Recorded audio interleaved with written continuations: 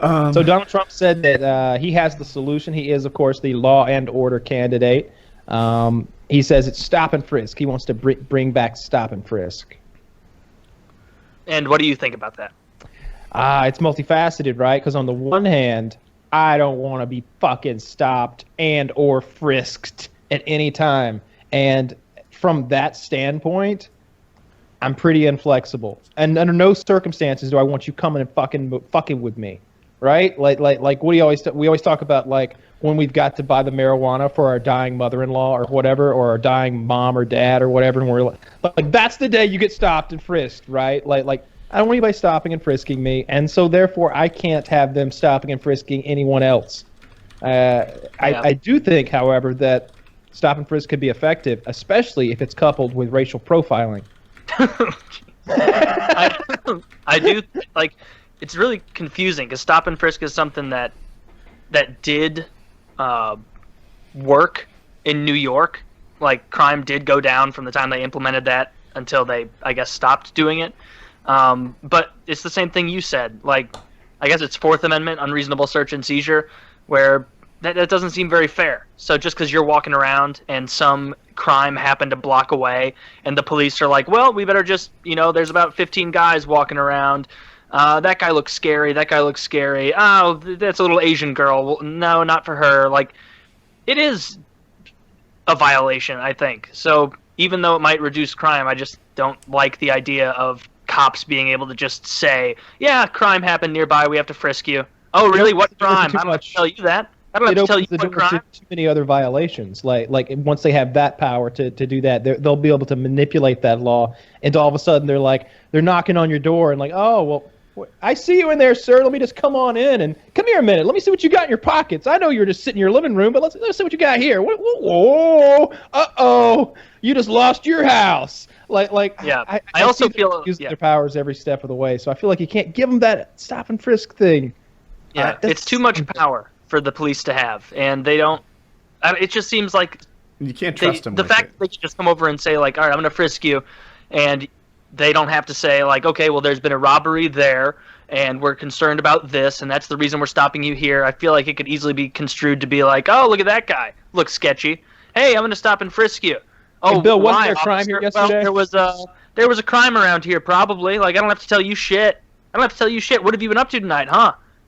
You tell me what you've been up to tonight. Just so, well, I don't know. Why do I have to answer that, officer? Well, because, crime is about.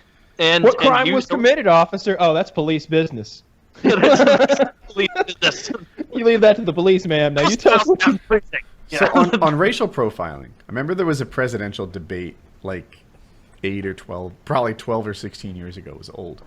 And I don't remember who the black candidate was, but just picture like 3 white guys and a black guy on stage, and they said, how do you feel about racial profiling? And one by one, the white guy was like, no way, terrible thing, can't do it. No way, terrible thing, can't do it. And then they get to the black guy, and he says, I support racial profiling. It's absolutely insane to ask the police to throw away any kind of intelligence gathering that they do on bad guys, right? So I'm thinking to myself, like, all right, race on its own, clearly not okay, right? We're stopping you because you're black. That's not it. But, like, if there was an LA Kings tattoo on the tricep of, like, the last 3 murder suspects that came in, and I see another guy with an LA Kings tattoo on his tricep, don't I get to say, like, you know what, I bet he was with those other 3. I bet this is not just a hockey team, but also a gang.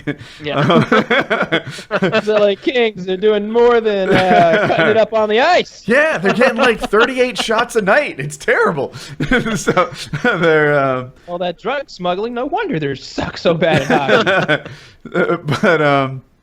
But so. It's like, okay, so if it's tattoos, well, that's intelligence that we can action on, right? Not my friend, this guy I know that was a cop that I don't respect. He was telling me that this is a long time ago.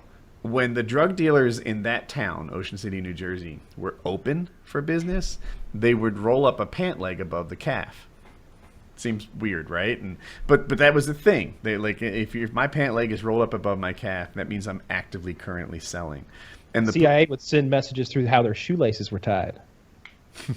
So it's interesting. Anyway, it's like, all right, so that's like an active, like interesting piece of intelligence that the police have gathered, and now not just the potential customers know, but the police know. You see a guy with his pant leg up. You know, if Stop and Frisk were there, they would absolutely take advantage of that.